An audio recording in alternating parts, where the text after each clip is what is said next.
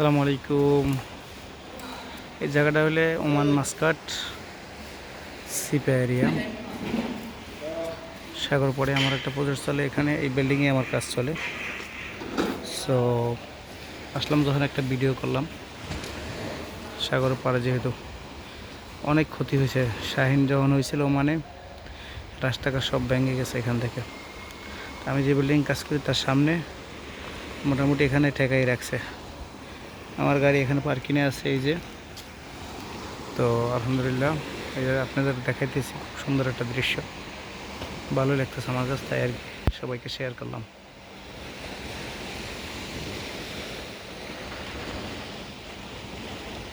এবং আমি যে বিল্ডিংটা কাজ করি এটা এটা হোস্টেল, থাকার হোস্টেল হবে।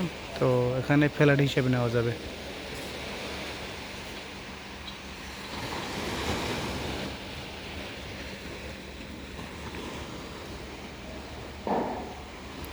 মাশাআল্লাহ, সাগর